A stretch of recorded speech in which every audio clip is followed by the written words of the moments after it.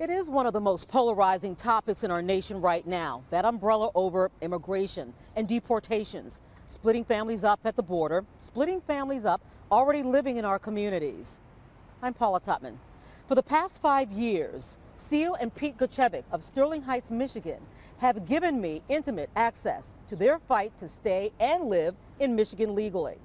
They've made mistakes, they have broken the law, and they have tried to navigate a complicated immigration system for one reason: to achieve the American dream with their children. We get a lot of feedback every time we do a story on this family, a lot of comments and also legitimate questions. Why can't this couple get legal status in this country? Why should anyone care?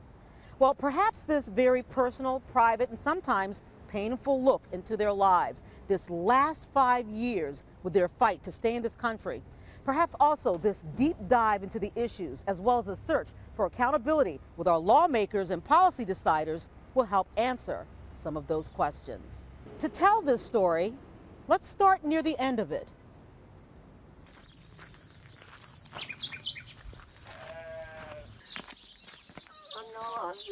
I don't know.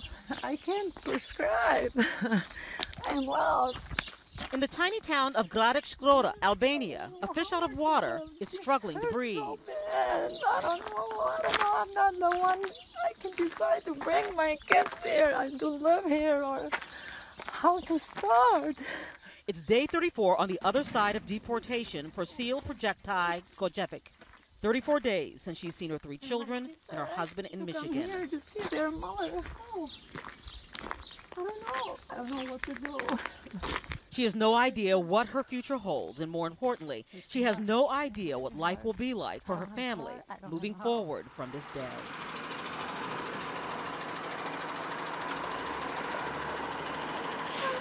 April 26, 2018, Cile kissed her children goodbye as they boarded the bus in front of her Sterling Heights, Michigan home.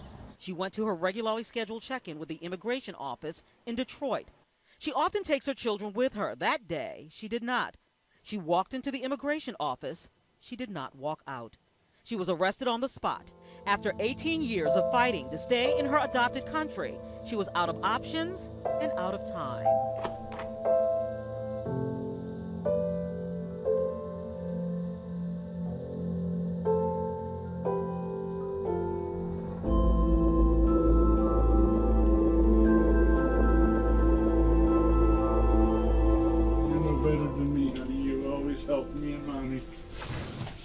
That's her side.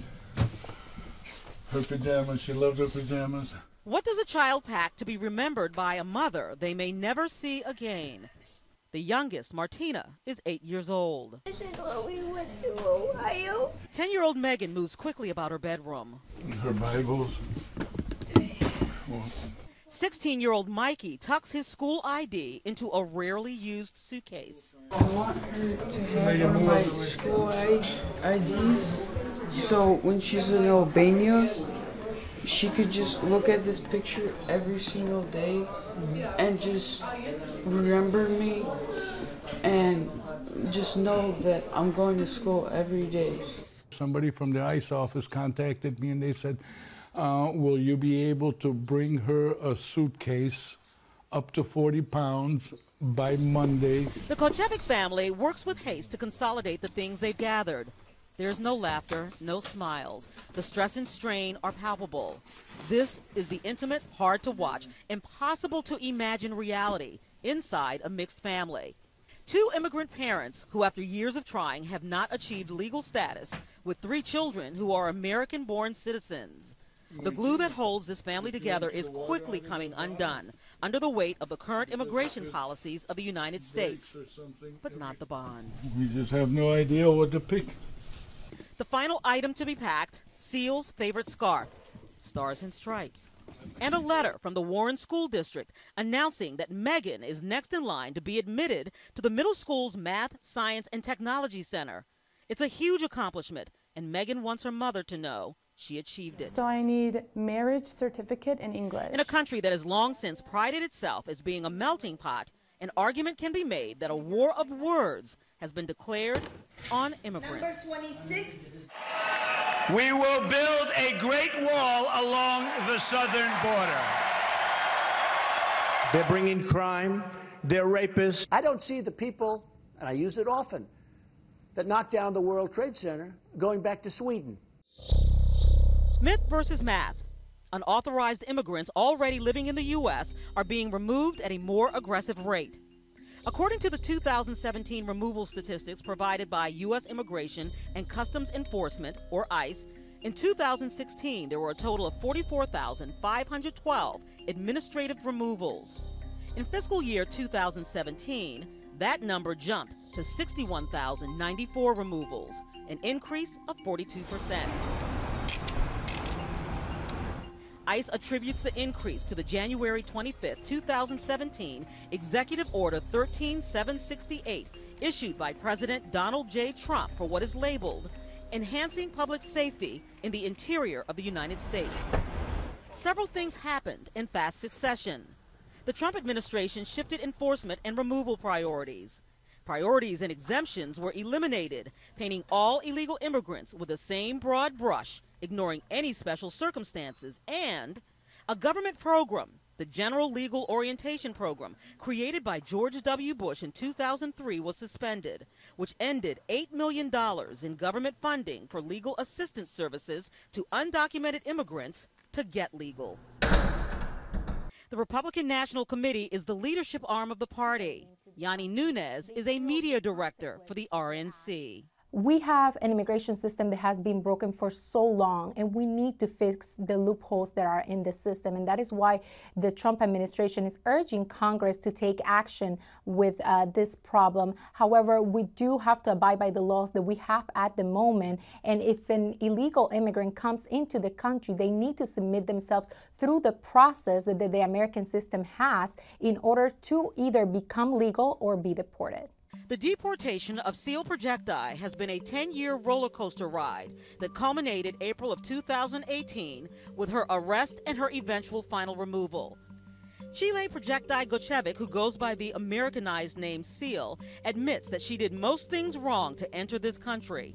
She then spent 18 years trying to do everything right to stay. She fled Albania, she says, to avoid being sold into sexual slavery.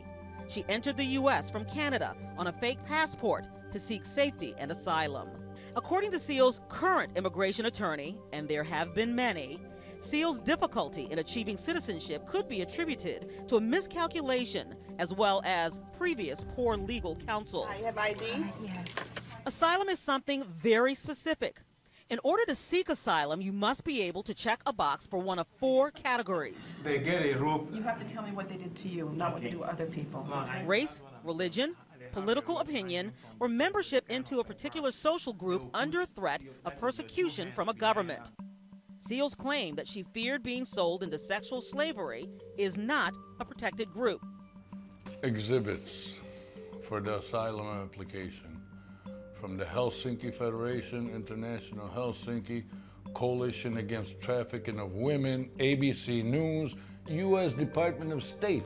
The judge didn't find that credible from our own State Department.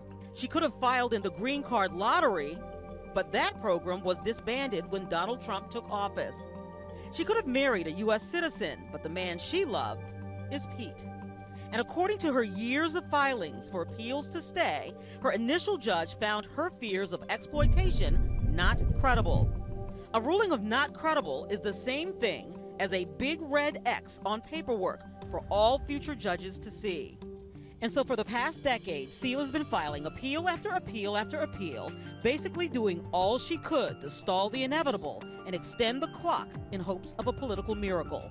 We're looking at thousands and thousands and thousands of dollars wasted. But the legal mess has continued to become a larger legal mess with each filing and each new attorney. You guys breaking our family, our heart, where we are going. We first met Cile in April of 2013 when she was summoned for immediate deportation. Please do the past 34, do something for us, please. But the ICE van never came for Cile during her initial deportation scare. I can breathe. A presidential order from then President Barack Obama offering temporary legal status, shielding some 4 million illegal immigrants from deportation, was an 11th hour Hail Mary in November of 2014, and it gave Cile more time to sort out her status. I wouldn't be here now for this decision Mr. President Obama made it. And this is the greatest thing. This is a miracle. Cile was ordered to continue controlled supervision, which means she had to check in with federal authorities on a regularly scheduled basis or even a random call. It's the government's way of making sure immigrants without legal status are following the rules, not breaking laws, and aren't threats to national security. Myth versus math. Illegal immigrants are criminals and felons. Using statistics from the Federal Bureau of Investigation, or the FBI, and the U.S. Census Bureau on crime, the Pew Institute interpreted the numbers comparing national crime rates versus the influx of illegal immigrants into major cities. Based on those findings and the layering of the data, the nonprofit think tank put out an assessment that states illegal immigrants are actually less likely to commit serious crimes than native-born citizens. And in fact, when you compare crime rates in major cities with a concentration of illegal immigration, high rates of immigration are often associated with lower rates of violent and property crime.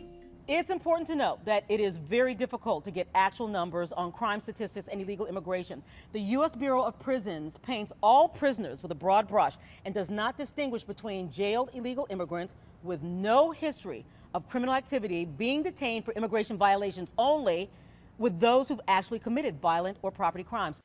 Also, the numbers can only reflect immigrants counted by the U.S. Census Bureau and don't reflect those who choose not to answer census questions on origin of birth. But based on available research, it appears that an influx of illegal immigrants does not equate to a higher crime rate. The sum total of Cile Projecti's crimes is 2 moving violations in her minivan and not managing to secure permanent or legal status. Thus the final countdown to removal, when Cile was detained and jailed, with deportation travel documents signed and an order by ICE for immediate removal. Her only shot of staying in this country and with her family, an emergency appeal with a federal appeals court, or if a U.S. senator speaks her name on the floor of Senate chambers. I wish he can come back home. Cile Gochivic, a Yugoslavian national who goes by the Americanized name Phille, says he's on autopilot to keep his tight-knit family from completely unraveling. During the last few days, Cile is in the United States. Their suburban Detroit home is surrounded by angels on the outside. Inside, there are signs of faith, love, singing songbirds, and deep, profound sadness. What really happened to us? It's starting to, at first it was like a dream and that, but now it really hit us what happened. We don't have a woman in the house. I don't have a wife in the house. Kids don't have a mother.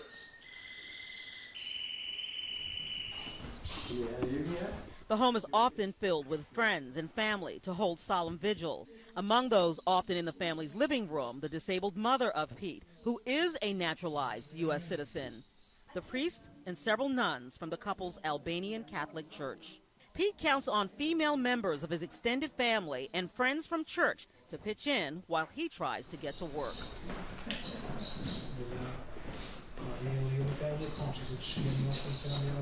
He does hold a permit to legally work in the United States, and he is the sole breadwinner in this family. Myth versus math. Undocumented and illegal immigrants are taking our jobs.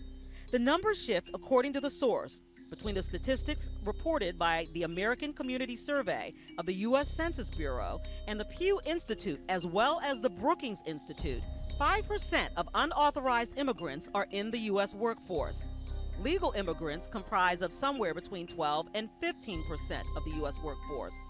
Undocumented immigrants largely do the jobs that educated and many unskilled U.S. citizens alike do not want because they are low-paying agricultural and domestic housekeeping jobs, along with other types of menial labor.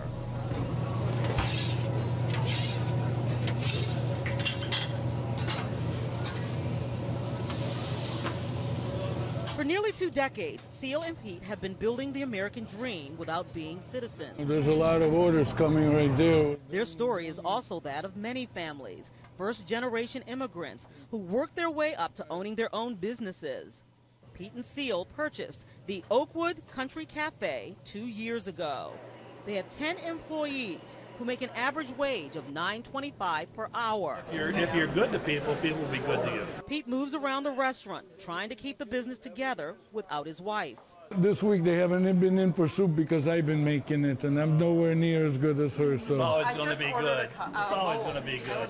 The Oakwood Country Cafe in Melvindale is starting to crumble within days of Cile's arrest. It's hard to split yourself into pieces to do this part and that part and that part.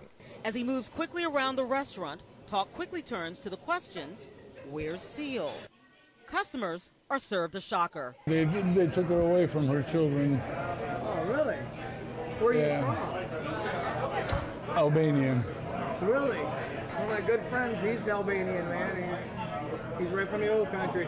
You have to bring him in one day. Yeah, I'll bring Angelo. His name's Angelo, and everybody calls him Angelo. Yeah. He's a good dude. We try to be good. We try to be very good. I mean, I don't know how much better they want us to be. Run a business, raise a family, go to church. I just noticed with all the Albanians, they either own a restaurant or they drive semi-trucks.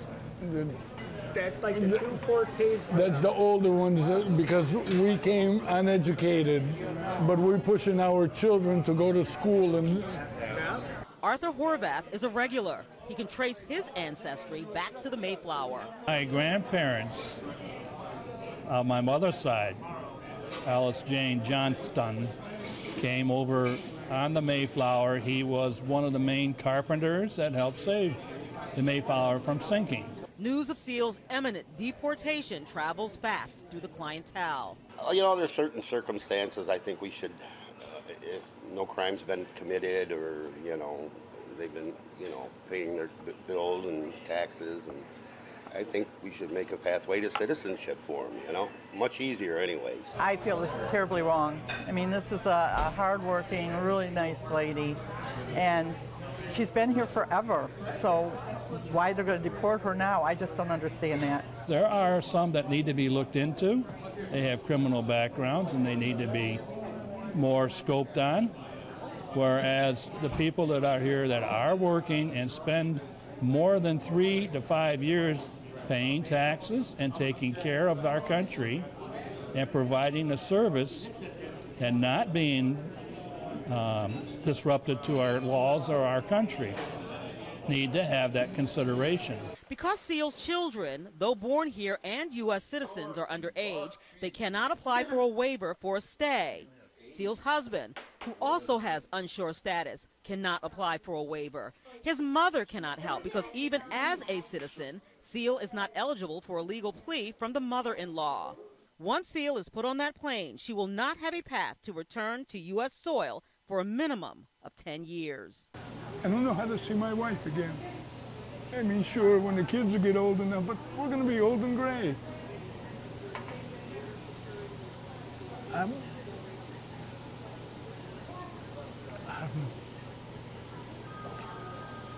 totally messed up. I don't know what to say to these children. I have no idea what to say to these kids. Just say the word immigrant or deportation, and there is often a passionate, angry, and sometimes frightening response. A barometer can be found in social media. It shows just how fractured this country has become on this issue. These are just a few of the thousands of comments on Cile's story. Adrian says she's lived in Michigan for 20 years and didn't get legal residency. Sounds like laziness to me. Build that wall. Melissa, do they need help packing their bags? Brandon writes, if you can't come here legally, you are a criminal. She has to go. Period. A post from Tara says her family can always sell the business and the home and most of the family belongings and go to be with her in her native country. The kids should learn about their heritage, and there's no reason why they can't go with her. And Anthony posts, never her home to begin with. They had no respect to follow our laws. Now we have a heart for the situation they put their kids in. If you lock your front door and some family decides to move into your home through the back one, do you feel obligated to keep them? The law is the law. Break it and you pay, sooner or later. Grow up, liberals. Stitch shared, "I just don't understand ripping families apart that have been here for years. We could get technical and say that we are all here illegally, every one of us, except the original people and those who were forcibly brought here against their will." Jason writes, "America is weird. Owns a business and pays taxes as well as employs a small staff. Backward country." Ava writes, "Just so you know, ICE raids are not about keeping us safe from violent criminals. This is the face of their heartless acts when they randomly force people out of the country. Oh, and another fun fact, both of the senators that could have stopped this are Democrats." One person actually posted that all illegal immigrants should be shot on sight. That one was sent to Facebook for review and request for a criminal investigation for a possible terrorist threat. It has gotten very difficult in this country for people of color, people who speak with an accent, people who speak a different language or pray differently, or people who cover their head. Or of course you haven't graduated and you don't know the Constitution of the United States and what it says. Of what? That you could just walk around calling somebody Yes, it's called free speech in America. Right to free speech. Look it up. Can't go and beat it. If you don't like in this country. This is our home too.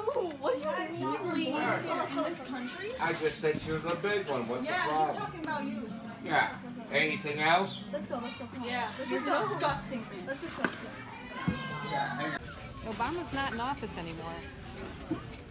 We don't have a Muslim in there anymore. Yeah, I wish he was. He's gone. He's gone. Yeah. He may be in jail too in the future.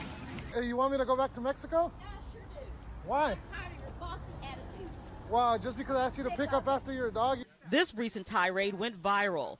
It's of Aaron Schlossberg, a New York attorney verbally attacking several customers and employees at a restaurant for speaking Spanish to one another. Clients at your staff is speaking Spanish to customers when they should be speaking English. Very violent. I mean, sometimes they do. Every person I listen to, he spoke it, she's speaking it, is America. You're He's very ignorant. He's very ignorant, and he shouldn't be allowed. Because I will be following up, and my guess is they're not documented. So my next call is to ICE to have each one of them kicked out of my country. He assumed that the people speaking Spanish must have been illegal because they spoke a language other than English. Myth versus math. If you speak a foreign language, you must be a foreigner. According to the U.S. Census Bureau, as well as the American Community Survey, which collects data in between census years, 21% of U.S. residents speak a second language other than English as a primary language in their home. But we turn to John Weinberg, professor of law and an immigration expert at Wayne State University and a professor in residence at the U.S. Department of Justice. He gives us some perspective on those numbers.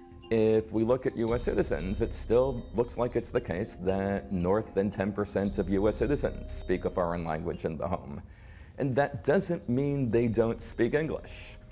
By and large, people who speak a foreign language in the home are bilingual. They also speak English well.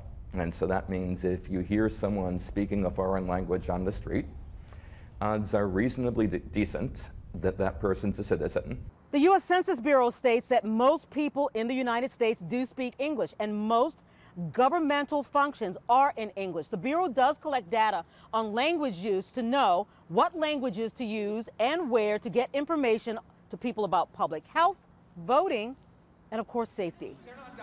Aaron Schlossberg also included this in his rant. If they have the balls to come here and live off of my money, I pay for their welfare, I pay for their ability to be here. The least they can do is speak English. Assuming that if the victims of his verbal attack were speaking Spanish, his tax dollars must be supporting them. Myth versus math. Illegal immigrants are on welfare and public assistance paid for by U.S. taxpayers. According to the Social Security Administration and numbers by the American Economic Association, illegal or undocumented immigrants use about $1 billion in government benefits annually. That's about 1% of the benefits used by all U.S. citizens. This number, despite the fact that undocumented immigrants pump about $12 billion in cash flow into the Social Security Trust Fund. While there is some evidence of fraud, illegal immigrants are not allowed to be on welfare, collect Medicaid for non-emergency services, or collect Social Security. There are programs that feed and give food stamps to mothers with American-born children, and there are children of undocumented immigrants on local school rolls and meal programs. But the numbers show that the draw on taxpayer dollars is not automatic and not overwhelming. Taxpayers are paying out-of-pocket costs for deportations. According to ICE's most recent cost analysis, the average life cycle cost to repatriate an alien outside of the United States from identification through removal in fiscal year 2016 was a total of $12,832 per person. This cost includes all expenses necessary to identify, apprehend, detain, process through immigration court, and keep in mind, deportees aren't just put on a plane by themselves. At least one immigration agent escorts them back to their country of origin. Pete and Cile have never been on public assistance. In fact, they pay taxes and salaries. They pay a mortgage. They own their own vehicles. They contribute even though as non-citizens they are not eligible for any of the benefits they've been paying into for the more than 30 years Pete has been in the workforce. I would lose. Employees would lose. The government would lose. Because we're working, paying taxes, hiring people. Just a loss all the way around. For the life of me, I see nothing beneficial in this situation for the government, far wise as deporting me or my wife. The history of Immigration and Customs Enforcement, or ICE, is long and storied. It is a federal division of the Department of Homeland Security. It has three major pillars. Immigration enforcement is its biggest task and includes making sure workplaces have a legal workforce and vulnerable immigrants aren't being exploited. Investigating illegal movement of people and goods, which includes oversight over trafficking of guns, money, drugs, and people, including those being exploited in human sex trafficking rings, and preventing terrorism. Police will work! A major function of ICE is what it calls ERO, Enforcement and Removal Operations. We asked ICE on 4 different occasions to appear on this program, to do an on-camera interview so they could talk about the important work they do, their processes, but also answer why there is such a haste in removing illegal immigrants who do not pose an immediate security risk. The reply I got was, our written replies should suffice. ICE's only public comment on detaining Cile comes from the Regional Communications Director, Khalid Walls, in the form of a written statement. In June 2005, Ms. Projecti, an unlawfully present national of Albania, was ordered removed from the United States by a federal immigration judge. After multiple appeals to the Board of Immigration Appeals and the Sixth Circuit Court of Appeals, Ms. Projecti's final order of removal from the lower court was ultimately upheld. For more than a decade, between 2007 and 2018, ICE allowed Ms. Projecti to remain free from custody while exhausting all of her legal options for relief. On April 26, Ms. Projecti again filed a stay with the Sixth Circuit Court of Appeals. She will remain in ICE custody pending the outcome of her immigration case. Legal status in the U.S. is a labyrinth of terminology, paperwork, and procedure. It is not a one-size-fits-every situation. Deportations are not new. There are 2 types of removal operations, interior and border. Interior addresses those illegal immigrants who are already living, working, or part of the fabric of U.S. communities. Border removals are those stopped at the 3,492 miles of borders the contiguous U.S. shares with Canada and Mexico. While deportations are not new, and certainly mothers and fathers have been separated from their families for decades, what is new, according to immigration attorney Ricky Emmanuel Ibe, is what he sees as a new gusto for the removal proceedings on the part of some ICE officials. The aggression for enforcement is far more higher. And it's simply because of the fact that we live in a different climate right now. The political situation, with anti-immigrant situation that we have, there is a sense of emboldenedness to enforce the law in a way that almost dismisses any humanity that we have for each other. Can you imagine if those who are enforcing the laws, if the roles were reversed? It was their own family members who are obviously put in these situations. How will they feel? So if everything is on the up and up, yes, why has it taken 18 years or longer for this family to get citizenship? Well, it would depend on a variety of different factors. It could be some factual situation with their personal lives. You know, it could be things that maybe prevent them from filing, or some decision that they made. The debate on immigration and immigration reform has been a flashpoint through numerous presidential administrations. The politicians only do what serves a politician's interest. I mean, simple as it is. May 9th, the 6th Circuit Court of Appeals denies Cile's motion for a stay. She's now on the fast track for deportation, despite a pending review of the facts of her case to remain. We asked every member of the Michigan delegation on numerous occasions to go on the record to explain the importance to national security to deport long-standing, contributing, productive members of their communities, particularly those still actively seeking legal status in the U.S. with U.S.-born American citizen children. We reached out to every single Michigan lawmaker in Washington to discuss Cile's case. Only 3 Democrats responded, including Sandra Levin, who tried unsuccessfully to intervene directly with ICE. There are people who are illegal in this country who are far more law-abiding than those of us who are citizens. And I know that from my vantage point of view as an attorney in representing people, you know, both in immigration and criminal law. But I understand the law must be upheld. But we must understand that humanity can be lost in the middle of all this madness. What's also new with the change in presidential administrations is the rhetoric being infused into the nation's consciousness on immigration and immigrants. White House Chief of Staff John Kelly spent a remarkable amount of time discussing immigrants and immigration in a new interview with National Public Radio today. And the return on that investment is controversy. Keeping them honest, he did say the majority of those who move illegally to the United States are not, quote, bad people, but then he added this. They're also not people that would easily assimilate into the United States. They're overwhelmingly rural people. In the countries they come from, 4th, 5th, 6th grade educations are kind of the norm. Myth versus math. Immigrants are untrained and uneducated. According to the American Community Survey conducted by the U.S. Census in 2015, college graduation rates are more prevalent in the population of recent immigrants.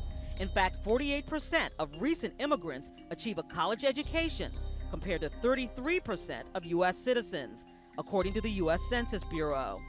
We go back to immigration expert John Weinberg for perspective, who says, the immigrant population these days is heterogeneous. If you look at the largely authorized immigrant population from India or China, say, you're going to see different education levels than the largely unauthorized immigrant population from, say, Mexico.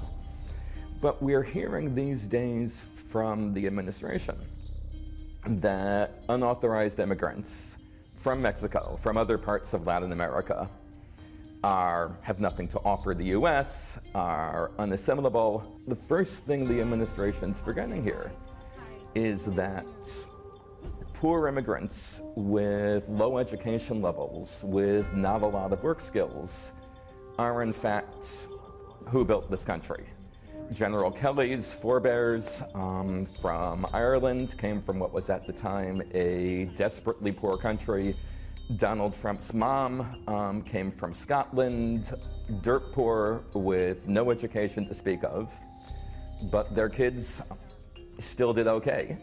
And that's pretty much the American story.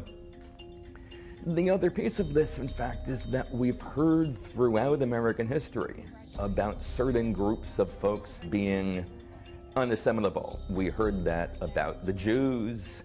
We heard that about Italians. And looking back on all those cases, it looks pretty strongly just like simple racial or ethnic prejudice. Hey, good morning, Ed. Morning. Hey, look, and there's that potato soup in the cooler. Make sure I put bacon in. I don't think I put bacon in it, so heat some up on the grill. Add bacon? Yes. Within days of Cile's arrest, another chain reaction. Her husband, Pete, is ordered to report to the immigration office. His original report day moved up from August 15th to May 9th, just 14 days after Cile was detained. His fear, suddenly, he too, is once again in the crosshairs for detention. I'm going to try to be strong for them. I don't want them to. I'm going to give them a big hug and kiss, but that's about all I can do. I don't want them to go to school and worried and crying, and I mean, I don't know. I don't know how to weigh it for that. For Pete, however, it's more complicated. He's been in the country since he was 6, but got into legal trouble at 18. Unlawful use of cocaine. He has a felony conviction. I mean, if Were you guilty? Yes, I was. Okay. Yes, I was. I had a 1/4 gram cocaine in my pocket. Were you selling or using? No, I was using. His decades-old mistake could now be used as the scalpel that will amputate him from his children. While Pete got 2 years probation, it is still a felony drug conviction, and it cuts off his clear path for citizenship. But he is literally a man with no country. His native Yugoslavia no longer exists. And so for him, while he can't be deported, he can be jailed indefinitely. God, please don't let them lose both of their parents in 2 weeks and leave my kids on the street.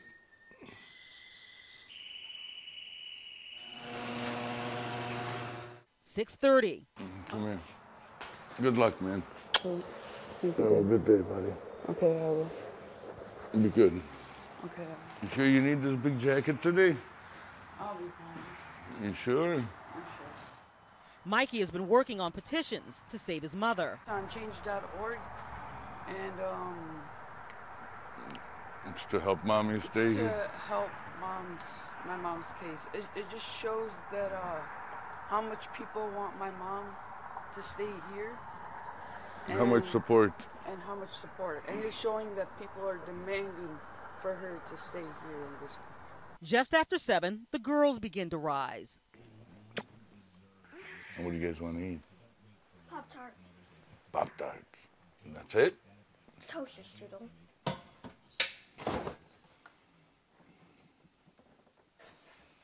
Nope, Martina, she's right. There's no strudels. Pete is both mother and father. Megan, your mother does not allow you to tie that shirt like that. You're too young. So wear something else then. No. No, she doesn't let her. Too young to be dressing. He's also struggling to get his restaurant open and put a contingency plan in place in case he can't return to it. It says for Don on Wednesday, 10 cheeseburgers, french fries, whitefish broiled.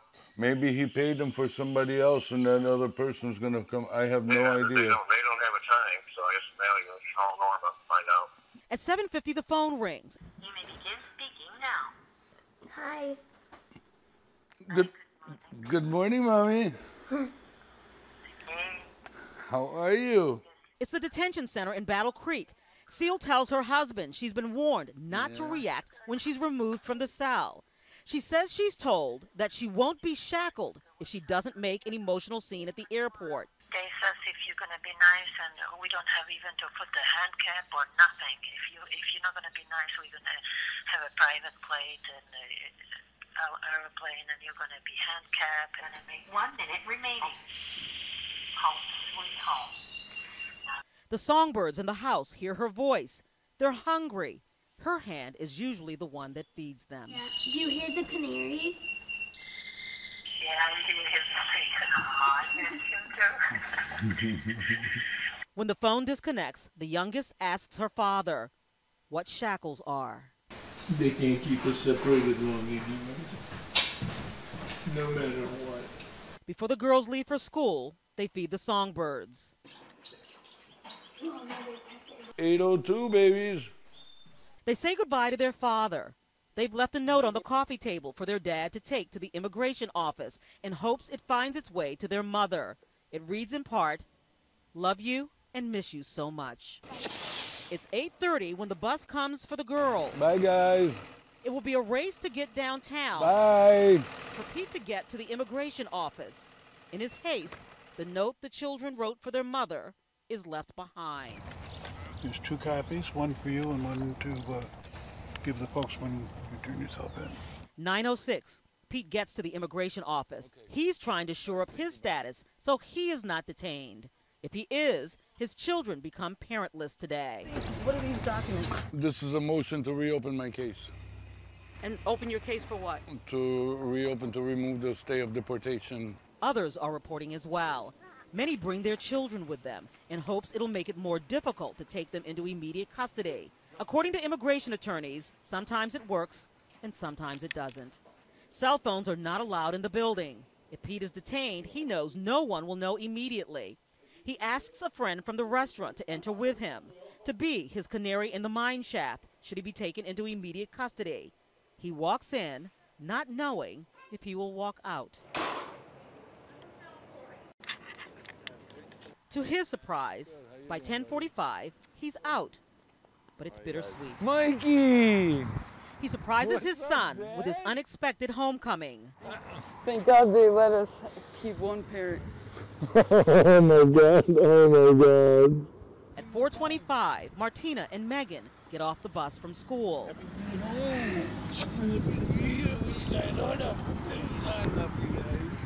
I thought they were going to do something too. Like what? Take you to the jail too. These are the first smiles from the children in nearly 2 weeks. I bought burek. Oh. May 16th, 2018. Pete gets a call from the detention center near Battle Creek. He thinks it's his wife. It's not. It's a cellmate of Cile's who says she's been taken by authorities. For nearly 13 hours, Pete has no idea where his wife is. His only clue is a charge alert that pops up on his cell phone. Someone is buying something at Metro Airport with his wife's credit card. His heart sinks.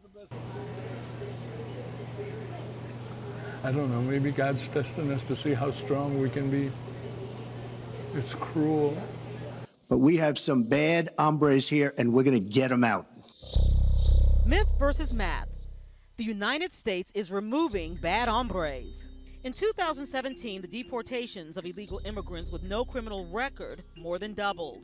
While on paper, the majority of interior removals are of illegal immigrants with criminal records, the numbers bear closer scrutiny. A study by the Pew Institute shows that the portion of deportees with criminal records is under 3/4. And according to the same study, the biggest crime is traffic offenses, followed by 14% who hold the offense of illegal entry into the United States. In 2017, more than half the deportees appear to have had no actual criminal convictions other than traffic or immigration offenses. Come on now, smile for them. In a long-distance, disjointed way, Cile and Pete try to stitch together a plan. I'm going to have to be working here, sell everything, and move into a little apartment, and then make money to support them over there. Pete knows what the inside of an ICE detention cell looks like. Before he met Cile, he was rounded up and detained in the early 90s. He spent 3 years, 7 months, and 8 days in jail for being an illegal immigrant. Now that he has children, he feels like he is in a no-win predicament. If he keeps his children here, he risks being caught in the never-ending net of detention, as he believes he sees illegal immigrants being cleared out of communities and out of the country. That exposes his children to being defenseless. If he sends them to Albania, they face an uncertain future with their mother. He makes a Sophie's choice and chooses to send them to their mother. I took a test today and I got an A. The children FaceTime with their mother during rare cell phone service. 6 p.m. in Sterling Heights is midnight in Albania. She helps them pack and plan. Come on now. Come on now. No crying in front of the kids, remember? Remember we said no crying in front of the kids? Come on. Wipe yourself. Come on. They're already miserable. We're trying to fill them with love and joy. The decision to send his children to Albania is excruciating, but Pete does not have local family who can take in 3 children and keep them together should they become orphaned, and he can't risk them becoming orphaned if he is indefinitely detained. The advanced math and science education program for Megan at her Sterling Heights Middle School will never happen. They don't know the language, so they are going to have a real hard time. I feel really bad, but especially for Megan because she was so smart. I mean, she even got accepted into advanced science and math that she's supposed to be going into next year. Her future is in the air. June 1st, 2018, 38 days since Cile's arrest, and the desperation has turned to whiplash. There's a for sale sign in front of the couple's home, and Pete has other news. I sold my business. You sold the business? I had no choice. He has sold his American dream.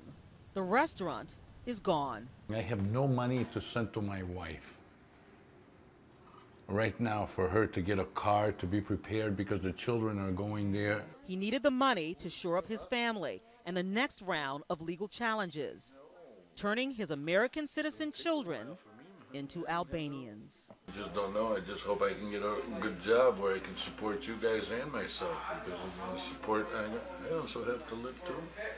June 11th, 49 days after Cile's arrest and 28 days after her deportation, Attorney General Jeff Sessions dashes any hope of Cile returning with a new ruling on immigrants seeking asylum.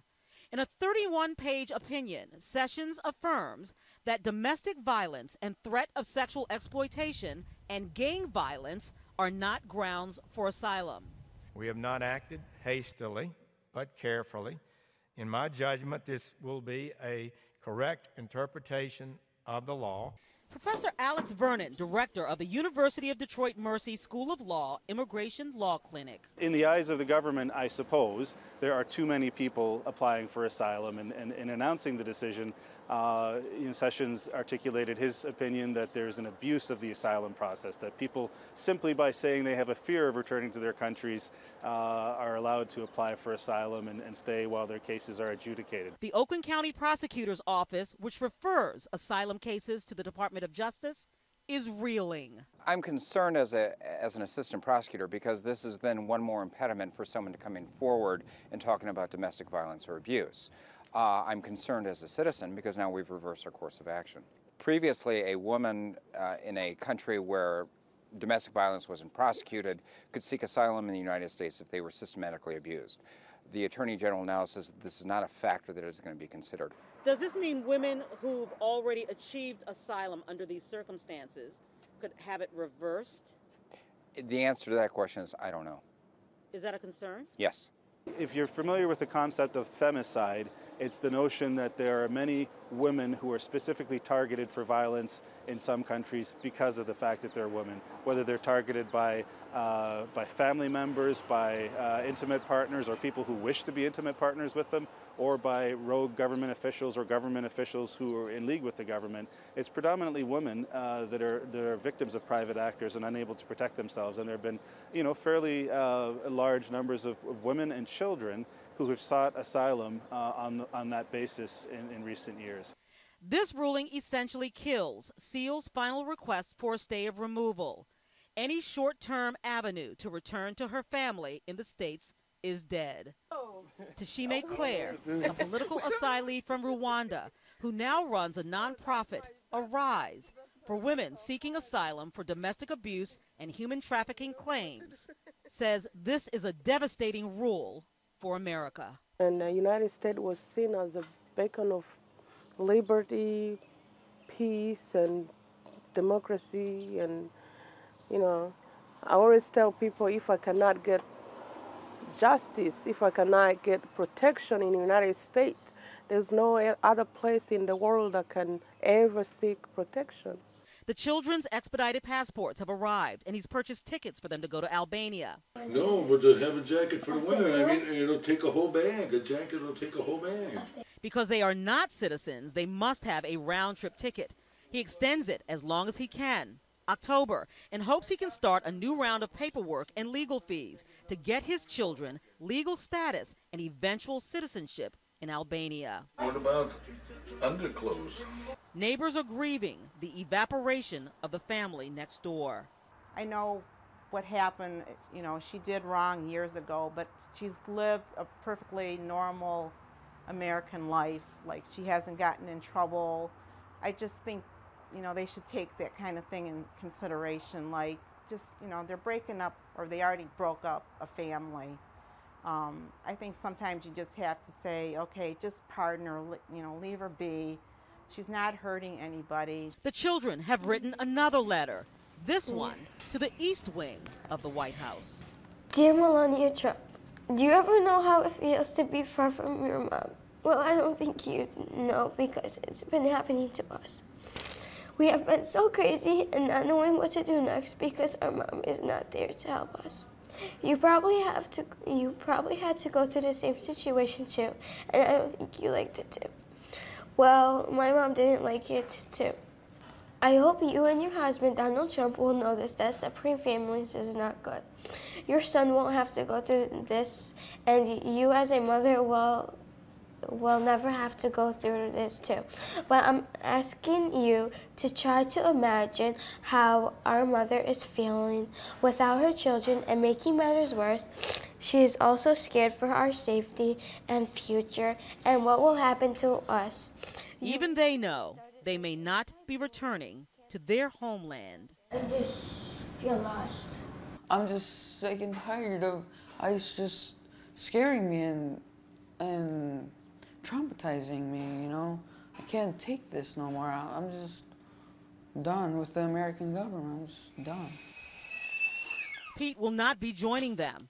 As a man without a country, there will never be a passport for him. He is landlocked and understands when his children board that plane to Albania July 10th, he may never hold them in his arms again. The Songbirds near the kitchen will be the last to go.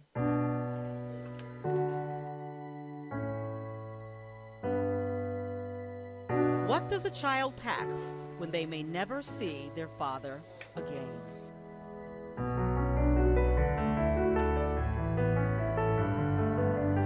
July 10th, 2018, it's a travel day for the children. They say a tearful goodbye to their grandmother.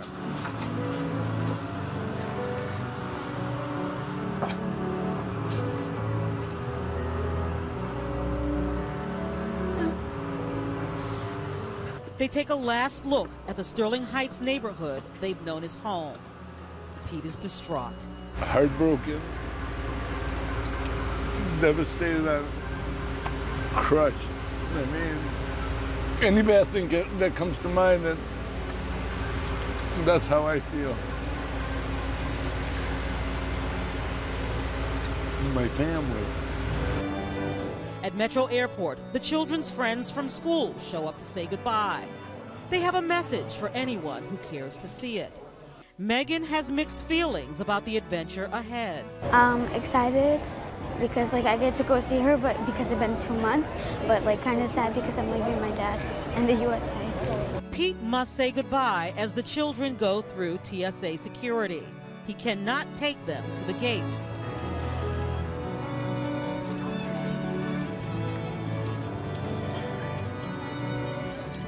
When the children are out of sight, he calls Cile to let her know her children are on the way. It has now been nearly 2 months since she has seen them. Which takes us to the beginning of the end. After a day of travel, Cile Projecti is in Albania. She is lost and broken. She is staying at her mother's home in a small, hilly village.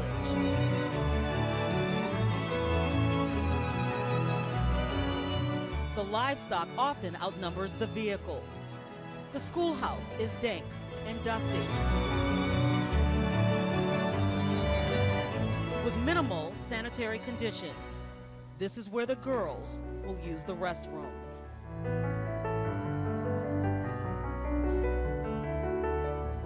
The village has limited cell phone and internet. The home where Cile is staying has no indoor plumbing. She has literally gone back in time. She is fighting depression. It has now been more than a month since she has seen her children and husband. In a small village, it's too small. I don't see people even live here, only old people. I don't know how my kid's gonna be able to live here.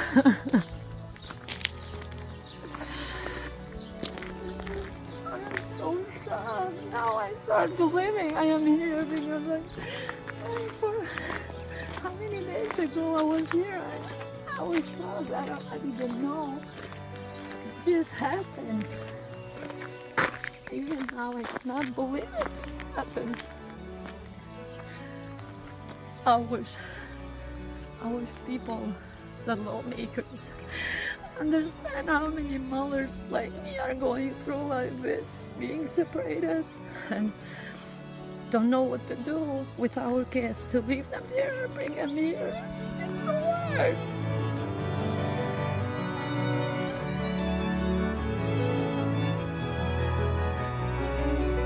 We hope we've been able to answer some of your many questions on how this could happen to this family and really many families in the United States.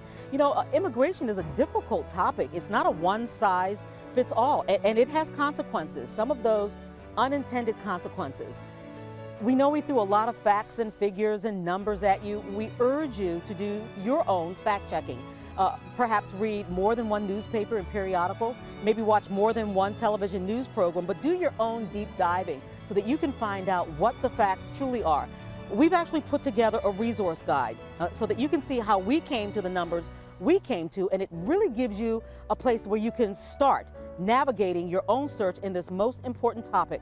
Just go to clickondetroit.com for that resource guide. Again, we thank you so much for watching. I'm Paula Tutman, reporting.